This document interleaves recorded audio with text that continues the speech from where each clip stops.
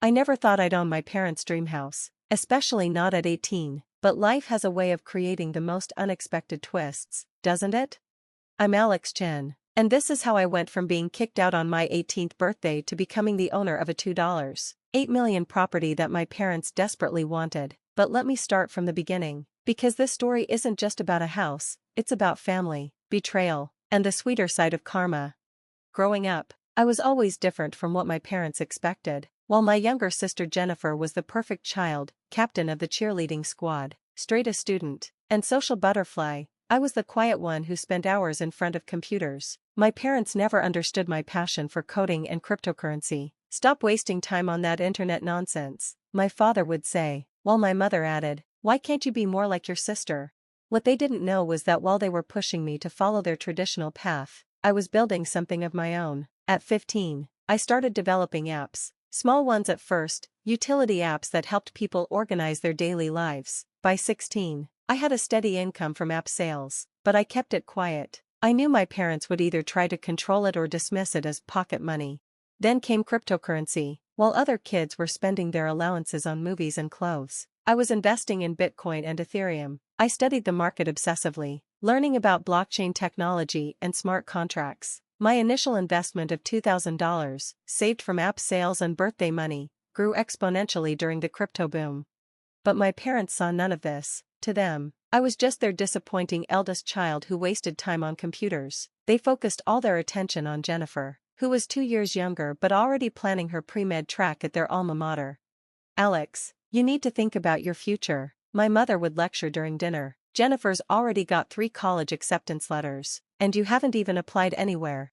What they didn't know was that I had already secured my future. By 17, my crypto investments had multiplied several times over, and my apps were generating steady monthly income. I had opened a business account under my name with the help of my Aunt Sarah, the only family member who believed in me.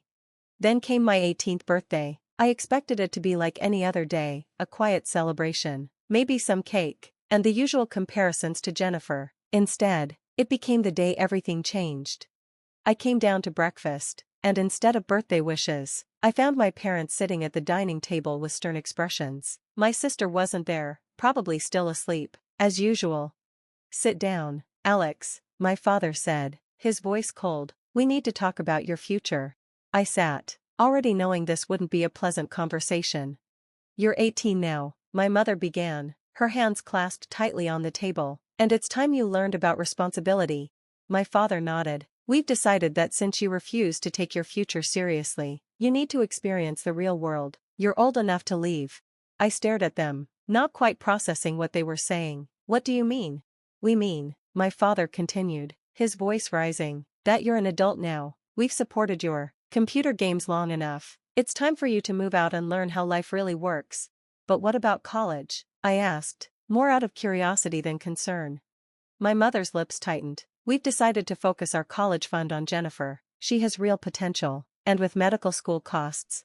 Of course, they were cutting me off to fund Jennifer's education. I should have seen it coming. "You're old enough to leave," my father finally shouted, his patience wearing thin at my lack of reaction. "Pack your things, you have until the end of the week." I didn't argue, I didn't cry, I simply nodded and went back to my room. They probably expected me to beg or promise to change, but I had something they didn't know about: financial independence.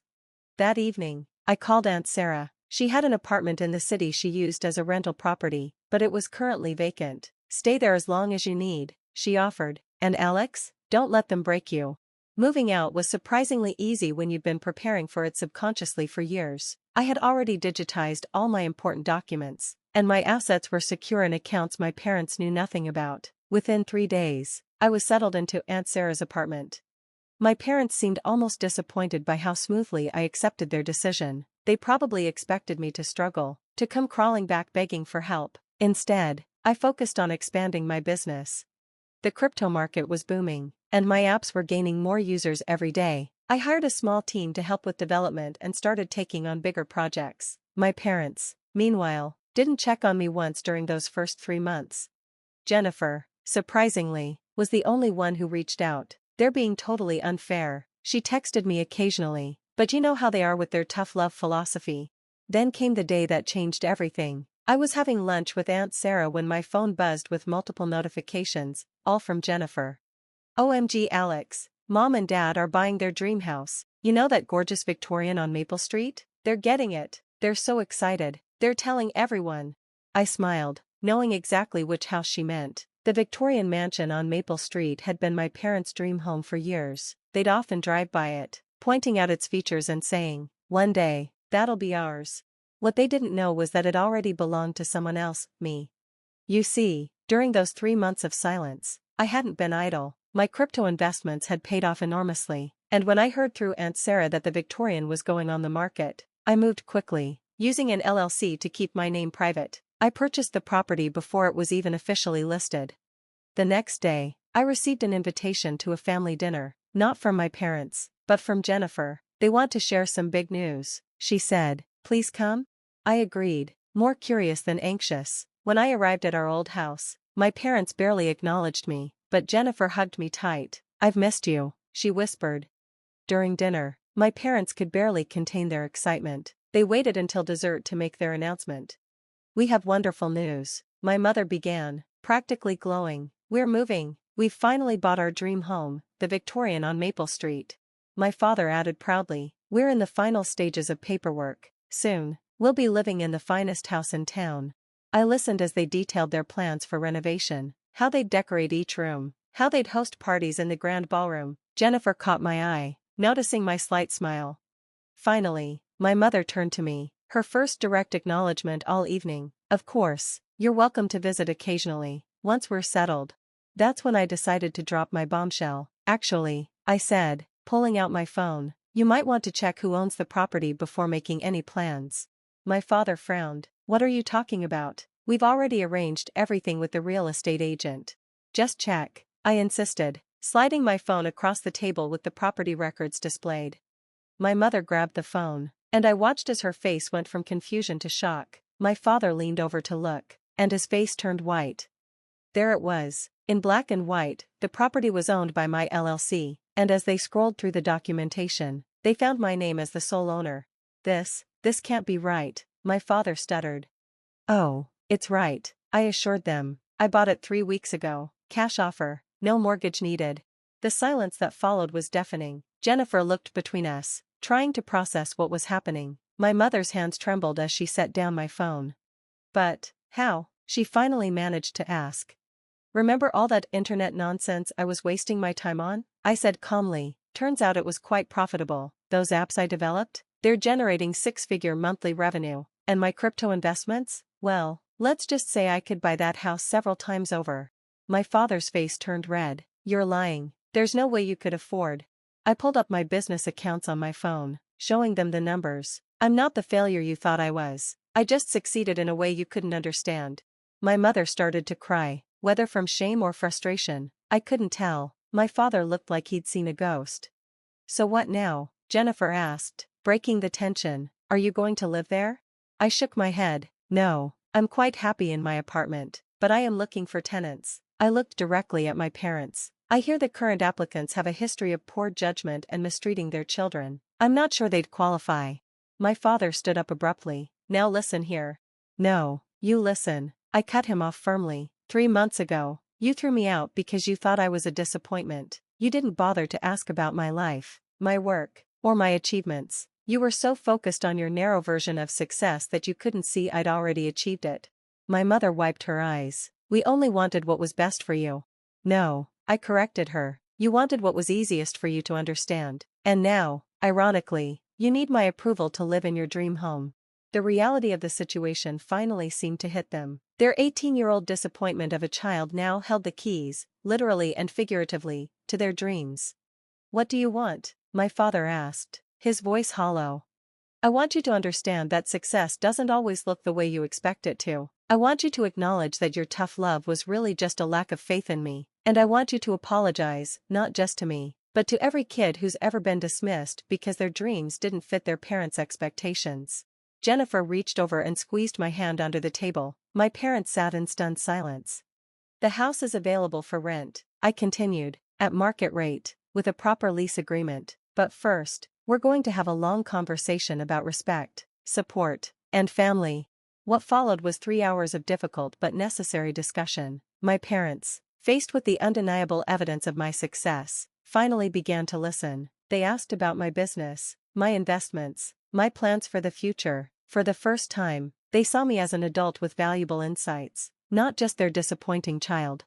The weeks that followed were interesting, to say the least. My parents had to swallow their pride and apply to rent the house from me, their 18-year-old son. I insisted on proper background checks and financial verification, just like any other landlord would. They had to provide references and sign a standard lease agreement.